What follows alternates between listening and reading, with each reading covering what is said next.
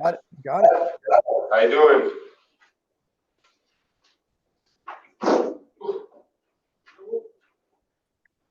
Good. How you doing? Good, good. How are you? Is it warm out there? I'm freezing. It's freezing. It's 55 degrees. Yeah, it's like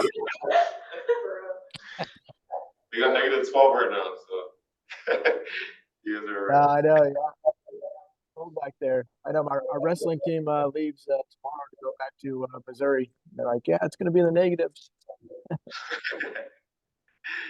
How was your trip? Your trip to Canada? It was great. Yep. Yeah, it was great. We hit some snow in Colorado, and but outside of that, it was a good trip. Oh, that's good. That's good. Good break. Good time with the family. It was great. Yeah, I've never taken 12 days off, so it was really good. But that means I had a lot of work to get done when I got back here. So. Oh yeah, I bet. Alrighty. Well, this is sports management class as well. This is Jeff. He's AD at Vanguard University. He's been there for a few years and quite a time.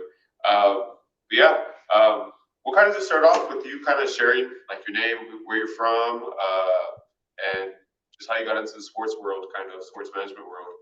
Yeah, great. Well, it's great to be with you guys, and appreciate you allowing me to come in and hang out with you guys for an hour or so. But my name is Jeff Bussell. I'm the director of athletics here at Vanguard, and this is my 8th year here at Vanguard and 6th year as the athletic director at Vanguard. So really my path to my seat that I got here probably started when I was 16 years old. I was, played basketball and coached a 5th and 6th grade basketball team. And while I was in high school, and so that got me the coaching bug, and so I decided to chase that dream in college. I wasn't good enough to play college. 1 year of junior college basketball. Then I decided I wanted to get into coaching at the age of 19, so I went back to my high school and started coaching basketball, and did that. My dream was to coach college basketball. So after graduating from Sacramento State University here in California, I ended up getting a job back in Minnesota. So I do know what cold is. I was in Duluth, Minnesota at the College of St. Scholastica, and took my first college coaching job for $11,000 plus meals and in a room in the dorms. So exciting time there. Second year, I moved down to Concordia University in St. Paul, Minnesota. They were in their second year of NCAA Division II. So I coached there. Then I found the Lord, found Jesus, and decided I wanted to chase after Jesus, and returned back home. I always knew athletics would be a path for me to use God and glorify God. So I returned back home to Sacramento and ended up getting a job at a small private Christian high school, and started there. They offered me a job. Well, it was funny because I didn't have a job going back, and then I got baptized at the church there. Gave my testimony that I was a college basketball coach, and somebody walked up and said, "Hey, they're starting a brand new high school. Why don't you come and be the coach?" And I was like, "Yeah, great." So I met with the owners, and they said, "Yeah, we'll hire you as the basketball coach and the PE teacher for $15,000." This is 2001, and I said, "Oh yeah, I'm all in. I'm all in." Next day, they called me back and said, "Hey, do you want to be an athletic director?" And I said, "Yeah." "Do I get a stipend for that?" I said, "I will give you an extra $300." So I started there at $18,000. This was 2001. But I was on fire for the Lord, and being in that path right there. So spent 3 years there building up that program. Then I ended up getting back into college coaching at William Jessup University in Rockland. They're an NAIA school as well, and coached there 10 years. Also became the sports information director. What else did I do? Game management director and athletics marketing coordinator at my time at Jessup. And then felt the Lord's calling to say, "Hey, you got to make a decision you're either going to be a coach or you're going to be an athletic administrator. I said, well, I've been trying to coach for 20 years and I want to coach. And the Lord said, no, I want you to be an administrator. I said, gosh, Lord, I don't want to do that. So I wrestled with him, but then I ended up saying, okay, God, this is what you want me to do. So in 2000, what was that, 2013, I just became the sports information director, game management director, and athletics marketing coordinator at Jessup. Got rid of the coaching, became full-time administrator. The next year, I ended up getting an athletic position at the University of Antelope Valley, which is just outside of Los Angeles here in Southern California. Then ended up 2 years there, and then the job opened up here at Vanguard. I came down here and was the senior associate athletic director for 2 years, and have been the athletic director for 6 years. So that's kind of my journey here. It's been a great ride. It's always full of ups and downs, but it's been rewarding. Yeah. Sounds like you had a great journey for sure. But then from just this point on, we're kind of just gonna ask some questions and kind of pick your mind a little bit, and then after we'll have like another Q&A. Maybe some of our students have other questions. But the first one, as a Christian college, how do you integrate faith in athletics at Vanguard, and what does it have in student impact in student athletes' lives, kind of? Yeah, we've integrated our faith here. I mean, we're intentional. For us, I tell our coaches, for us, it starts in the recruiting process. We make sure that every student athlete knows that when they're coming to Vanguard, what it's going to be like. Two things are important because Vanguard, I don't know, it's probably like Northwestern. We require our students to go to chapel. And can you still hear me? Because it says my internet connection is not stable. Yeah, you're good. Okay, great. And so I think we start everything we do, starts with who we're recruiting, why we're recruiting them. And you have to have kind of faith, hey, you have to have an open heart to come here and really be a part of what we do. And so we make it a point that we're intentional about integrating that into our programs as far as, hey, prayer is a big part of what we do. So most of our teams, majority of teams pray before practice. Coaches are highly involved.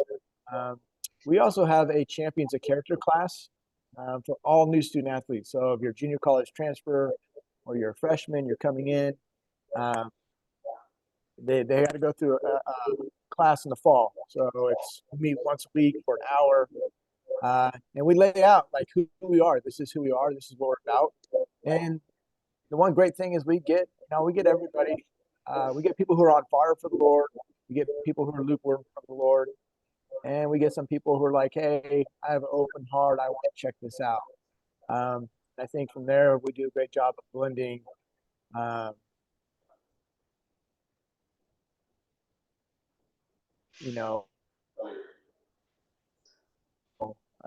each person's faith. For us here at Vanguard, it really is a team effort. It's not just us here in athletics, but it's working with faculty. They got required Bible classes they have to take to do those kind of things. But and then one thing we want to do, we want to serve our community. So another way we do is to show God's love through serving our community with outreach events, whether it be going down to the beach and doing cleanup, serving meals to the homeless. We just find different ways to engage, everybody in our department. As I tell every student athlete that comes here, the most important thing they will ever do here at Vanguard is get their degree and have a Christian worldview, that they will know Jesus leaving here. Now, whether they want to accept and live that life after, I can't make those decisions, but I can say, hey, we're gonna plant the seeds for what a life with Jesus looks like, and it's each student athlete to take that on from there. We've seen amazing stories of transformation here at all kinds of different levels. And we use our graduates. We bring our graduates back and say, hey, what was your experience in Vanguard? And how did you transform? And that really gives the kids a glimpse into it. So pretty awesome. Yeah, for sure. Yeah. I think that's kind of like what we do here also, but yours is a little more in depth for sure. And so our next question is, So what unique challenges and opportunities do you face managing athletics at a Christian institution in California? Do you feel like? Yeah, that's a great question. Uh, I think, and I don't think it's just us here in California. We are in a battle for Christian higher education, uh, and especially here in California. They're trying to institute abide by the worldview. I just had a chance to hang out with my president for 4 days at the NCAA convention this last weekend. And the one thing that we've been committed to is like we are going to stay missionally on point. We're not just going to say, hey, if the governor of California says to do this, we're going to have our Bengal team ready to go in battle. One thing here in California is they're trying to talk a lot about, well, you can't get federal aid if you're a private institution and you have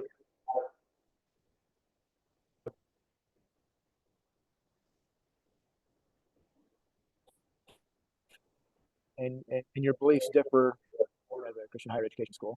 But the one, a large number of donors who are willing to, we've just secured two $10 million gifts, one to our business department and one to help us build our new gym from Christian people who want to invest in higher Christian education. So I think challenges here in California are dealing with our governor. And that happened a lot during COVID.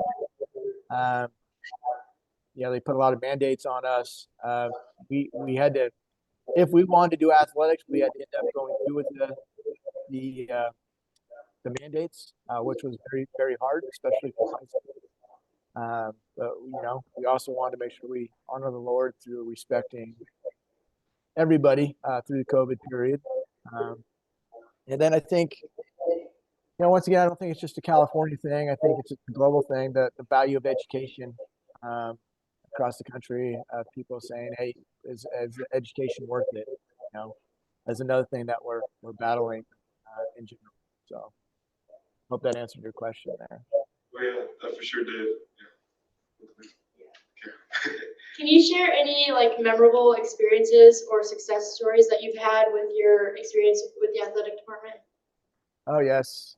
I mean, gosh, it's hard to pick which one it is because so when I came here, I'm going to use Vanguard. I mean, I've had I've had memorable experience. It's hard to, I don't know, like narrow it down to one.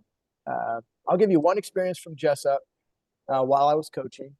That really was just a crazy transformational experience. So basically, I made the decision going into this last year. I thought it was going to be my last year coaching. Like I said, I feel like the Lord was leading me to make a decision on athletics administration and coaching. And so I felt like, hey, I'm going into this last year as an assistant coach, but this is probably going to be my last year. We start out the year, we're totally dysfunctional team. We're 1-11.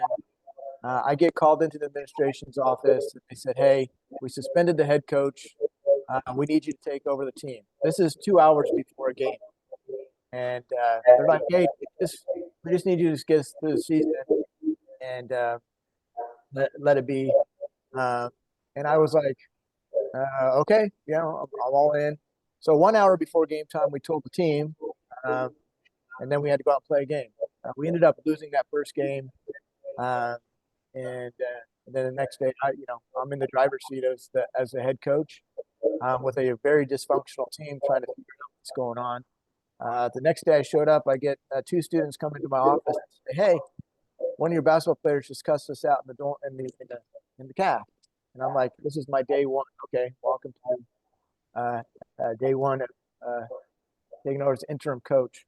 So I ended up removing that student from the team. The one thing I knew that we needed was we just needed to ground ourselves in Jesus. And so I ended up saying, okay, we're going to go through, I don't know if you ever heard of the book by Rick Warren, The Purpose-Driven Life. I said, we're going to do a Bible study every Monday before practice. We're going to meet for 45 minutes. We're going to go through this video review. And what I saw is just a total transformation. We went from, we lost that game I took over that night. We went to the next tournament. We lost 2 more games, so we were 1-14. We started the Bible studies. We got into conference. We ended up going 8-2 in conference. I ended up getting Coach of the Year, and I was like, "This is crazy."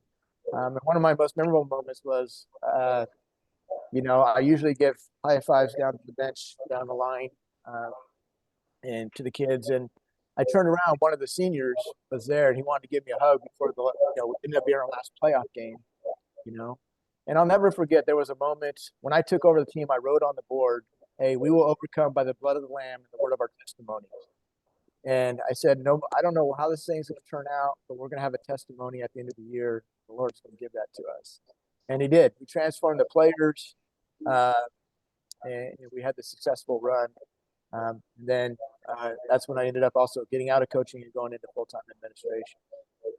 More recently, most memorable moment is probably last year. So when I came to Vanguard, the president's initiative was he wanted to grow the enrollment through athletics.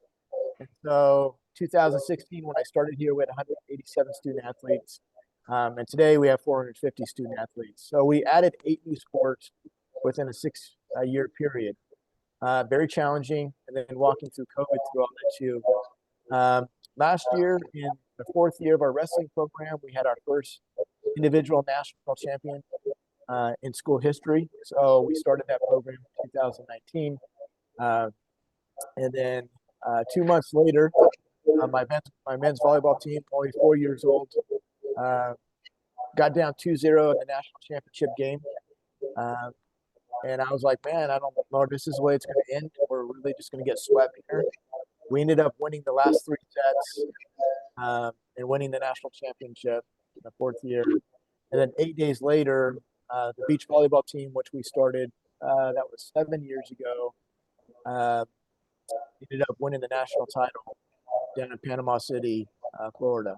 And the reason I tell the story is like it was great, but just to see how we built the program, how we invested, we were intentional about building a Christ-centered program to honor and glorify the Lord. Just to see that fruit come forward, that we could honor the Lord. I give Him the glory for just those moments. But yeah, once again, we saw a transformation in our student athletes through that experience, especially men's volleyball. Because last year, my men's volleyball head coach ended up the guy who started the program got a job at UC San Diego, Division I. He left in October, so I had to get a new coach. And I didn't know who I was going to get, and I found this guy. Well, the Lord brought this guy out of retirement from UCLA to come in and lead the program. And so, and so didn't know how the men's basketball. We knew we had a team that could compete for national championship, but then we had coaching change. Then we didn't have a gym last year at all, and then the practice gym that we work in got flooded, and so literally for 2 months, December, January, they're just, "Hey Jeff, where are we going today? What school are we going to today?" They just packed up the volleyballs and went from school to school. So it's just amazing testimony to the resilience doing that. So. Yeah.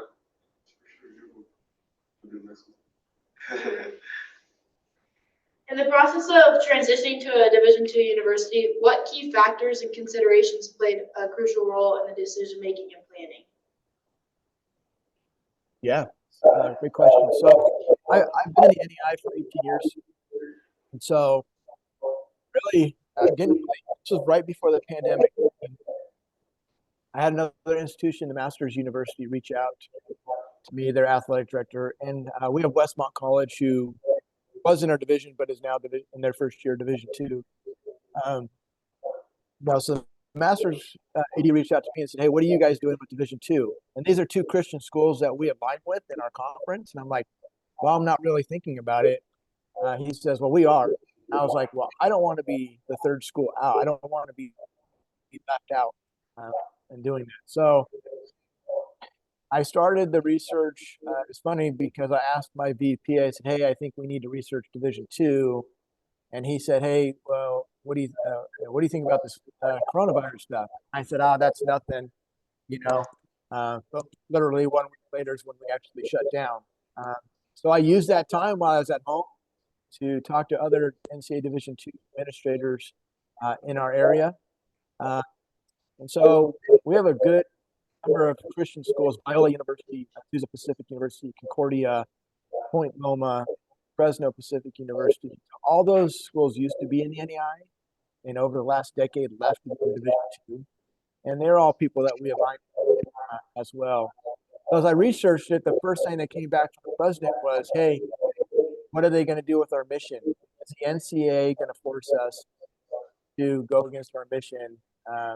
And once again, what I told the president was, no, California is going to do that before the NCAA is going to do that. So the president did a good job. He reached out to Biola University and talked to their president. He said, no, they're not trying to come in and change Christian higher education at all, or anything like that. So that was the first kind of hurdle we had to come over. Number two was looking at the budget and how does this move? Is it going to cost us more? Is it going to cost us less? What I figured out in my study was it's going to cost us about the same because the NEI doesn't pay for playoffs. Last year we spent over $500,000 to go to playoffs, NEI playoffs, where the NCAA pays for your postseason. And so there was a gap there to make that jump. And then finally, what it really came down to wasn't, hey, it's about similar cost, was regionally, what is the best fit for Vanguard? And on the West Coast, there's just not many NEI schools. And so we do have to travel back to the Midwest to play schools, so that was a big expense. And so we kind of wanted to realign with our peer institutions at Biola, Azusa, Concordia, Point Loma. It just was a better regional fit to go Division II. Very hard decision. Had some coaches that are against it because they're NAI people through and through. And it was a 3-year process to go through. And then faculty, was really, they're like, well, how much is this going to cost? Convincing faculty. So since we made the decision, the university's on board. It's really united our campus, and so we're really excited about it. Yeah, and this is kind of like a follow-up question. So, like, what positive changes, like, do you think it will do for the university, like, as a whole? Yeah, I think if for a brand recognition, one of the things is we always say Vanguard's the best kept secret in Southern California, and I think we're going to be able to brand ourselves, being an NCAA Division II school, brand ourselves in a way. One of the problems, and I don't know how you guys got recruited to Northwestern or not, but on the West Coast, you say, hey, you're part of the NEIA. Nobody knows on the West Coast what the NEIA is.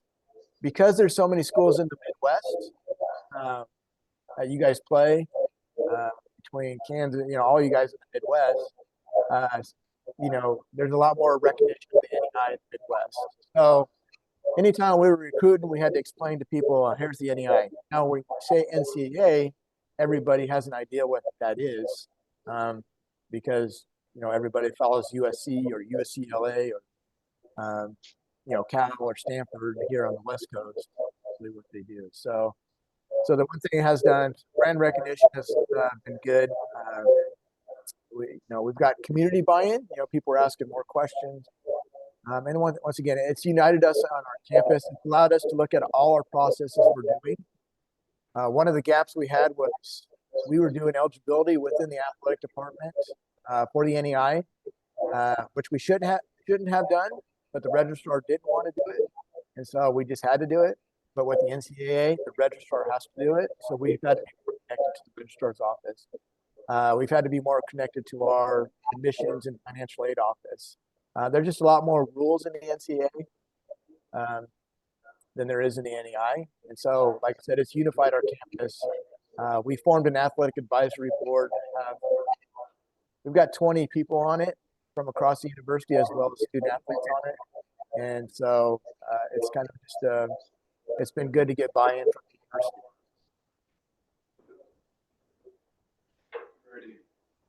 So for the next question, what advice would you give to aspiring sports management professional or students or professionals that are interested in working in the context of like Christian college and universities? Yeah. Well, I'd say if you're this, let's see, be open to jumping in and learning anywhere. Try to find an internship, even if it's not paid. Like I said, I told you guys I got started at my first job was for like $11,000. I got room and bills. When I first got into coaching, I got no money. When I started at Jessup coaching, I got $2,500 plus some camp money and some gear. I was happy. Now I had to work a lot of odd jobs to make it happen. But really, I'd say you want to connect. Reach out to other Christian universities, and there's some really good ones out there with ADs that just get feedback. Hey, what's it like to work there? And at different levels, the NEI, Division II, Division III, as well as Division I. They all have their unique perspective.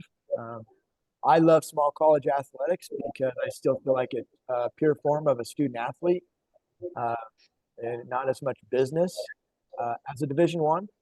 There's a little bit more business aspect in Division II, but I still think we'll be able to keep our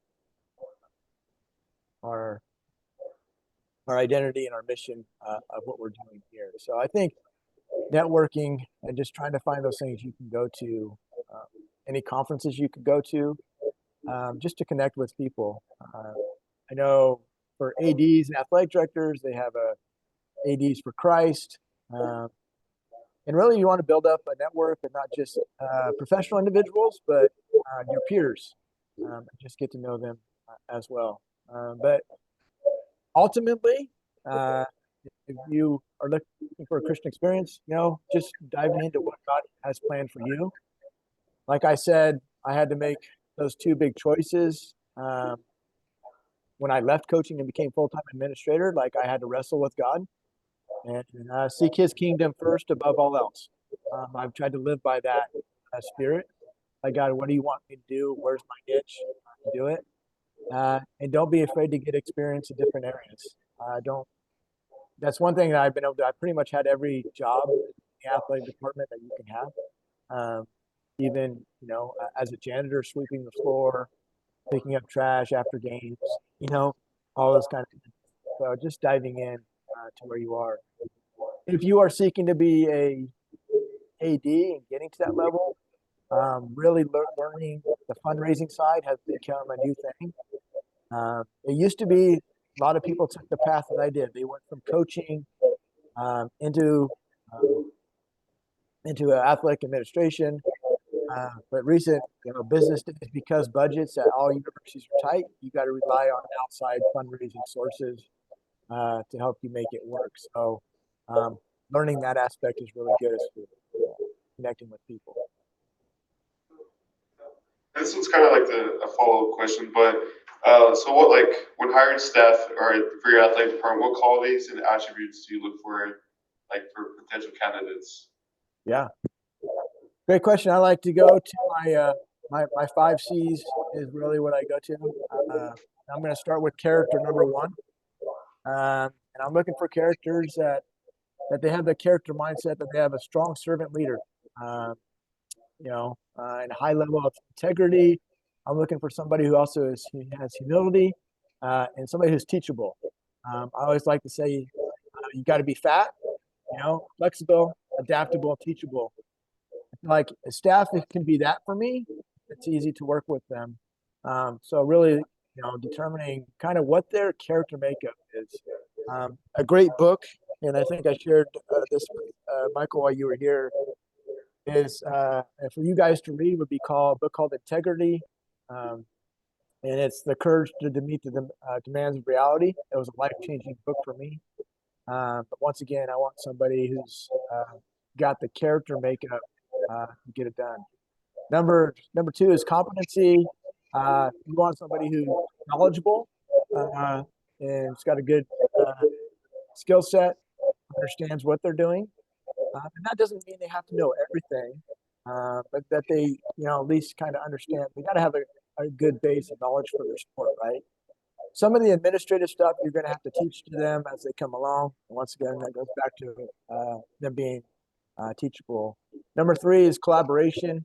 Uh, you know, I'm a collaborative person. I want somebody who's going to collaborate with me, and that they've got the communication skills. Because the coach or anybody working on my staff, you're going to have to be able to be in situations where they're collaborating with the rest of the campus, whether it be faculty, whether it be with housing and conduct issues, whether it be missions and financial aid, whether it be in front of donors. I just want people that are able to be open to collaboration.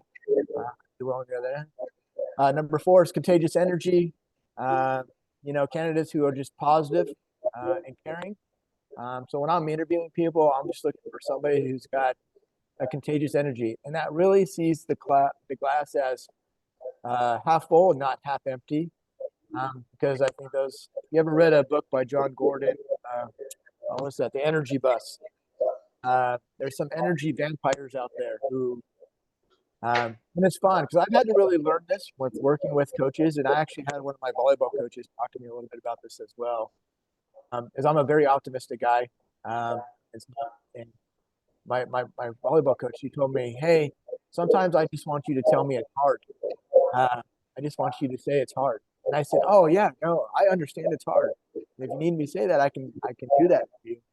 But I'm also going to look at like, hey, every challenge is an opportunity, because no matter what you do, no matter what job you have, there's some kind of adversity you're going to face every year in your life. It's going to come up. So people who have a positive contagious energy, just going to help your department.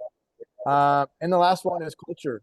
I really try to look for candidates that come from a championship culture, who come from being successful, whether that was as a student athlete, whether that was in the business world, wherever they've been somewhere where they understand what it takes to build a championship culture.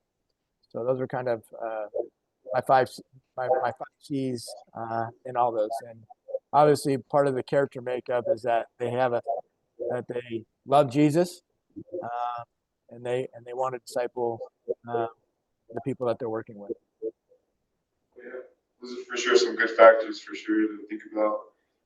But yeah, so this one's our last question. So it's kind of, so what advice would you give to like future sports management students like looking for jobs or getting into the sports world, or just anything at all you want to throw out there and that you think we should know? Yeah, I think sorry if I answered that earlier a little bit, but once again, dive in. I don't know.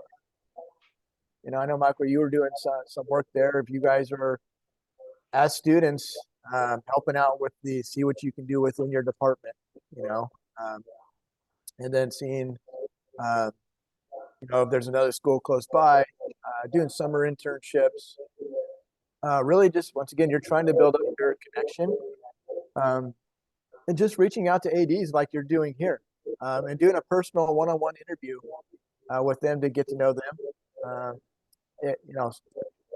I like meeting with people, even though I'm busy. I believe in,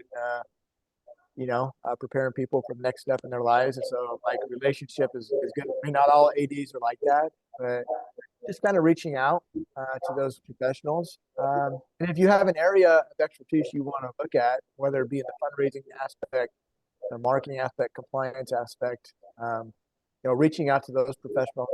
Hey, what do you love about your job? What do you hate about your job? And really trying to find out what you think your niche is going to be in the long run. And it's different. Like I've told you guys a lot about the jobs I take in at less price. And, the economy's changed quite a bit. I've seen a culture shift in athletics. Even here in California, that there aren't a lot of people that want to take a job that doesn't pay much. That was the way I got to where I did. I didn't worry about the finances. Now I had to do a lot of odds and end jobs to make things work sometimes. But I trusted the Lord that He would take care of me if I just did it. But that would be the biggest thing. Just once again, trusting the Lord in the process.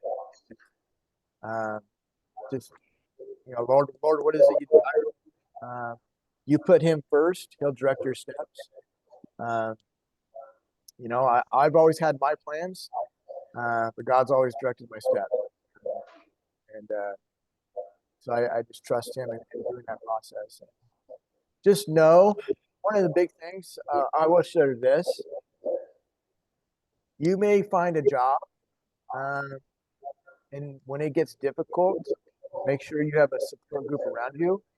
And then make sure you're just communicated to your boss, like how you're feeling.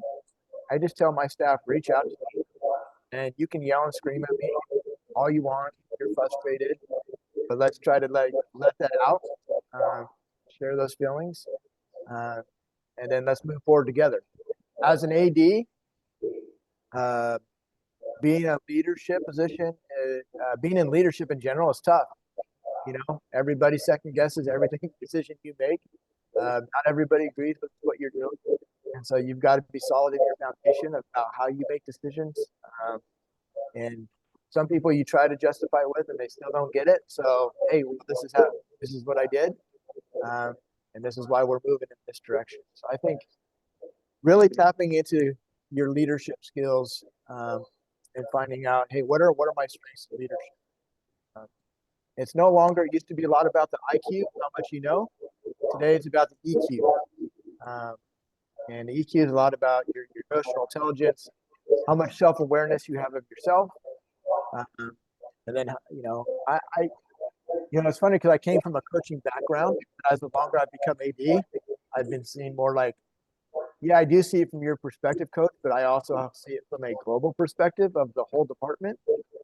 And yeah, I want the same student athlete experience, but we can't do everything. We've got to work it within. And so, one thing I've had to get better at is empathizing with my coaches, and being with them. One of the things that people don't know about is from the athletic director standpoint is the emotional side of being an athletic director, because every coach and every person that reports to you, they don't want to just talk to you about problems in the job. They're going to talk to you about life, and you're helping them lead them through change, through adversity, through everything. So, most of the time they just want to be heard. I'm lucky that one of the skill sets that I have is I've been a good listener, and I can sit and listen to somebody for a long time, and I can just sit inside of the well with them. One of my coaches here, I love doing it. He'll just go on little tangents, and I'll just sit there and listen. And it's funny. By the end of the conversation, he'll just go, "Oh yeah, well, I just got to suck it up and be resilient and keep moving forward." I said, "Yep, that's what you got to do." But he just needed to get out. So I think those are good. So, that was kind of a long answer to all that, but I just say chase after your dreams. Don't be afraid to fail. I think there's a lot of people out there scared to fail. I'll be honest with you, making the move from NAI to NCAA Division II. Oh man, it's been a battle. I had a lot of fear, like, oh man, am I the right guy to lead through this? Is this gonna fail? Can we do this? All those things. I've been blessed to have good bosses to lead me through some of those transitions, as well as good mentors. So really identify a good support group for me. But yeah, if it's gonna fall, either way, the Lord has a plan for me. So I'm gonna enjoy the journey while I'm in it. So. Yeah. Thank you for that again. Yeah, it was a lot of great advice, and just want to thank you again for speaking with us. I'm not sure if any of you guys have any more questions or anything. I know we have a class right now in a little bit, but yeah, I want to thank you for that again, for speaking with us, taking your time out of your busy day, and hopefully I'll share your Twitter, your LinkedIn with them if they ever want to reach out. Yeah. Have a one-on-one with you. You can kind of chew their brain out, or pick their brain out. I mean, but yeah, thank you again, once again, and I really appreciate it. And we're just gonna be talking to you guys pretty soon again. So. Well, I appreciate you guys allowing me to come in and speak to you. And like you said, reach out to me. If you got anything need, once again, I just told you to, don't fear the future, to go chase your dreams. And, I want to see people succeed. That's why I do my job. And I love working with my staff and my student athletes, to see them succeed. So anything I can do to help you guys, let me know. Alrighty. Perfect. Thank you so much again, and you have All a right. good day. Stay All right, you warm, too. I guess. Yeah, it's supposed to get up to 68 today, so it's cold. Alrighty. Thank All right, you. okay, all right, bye.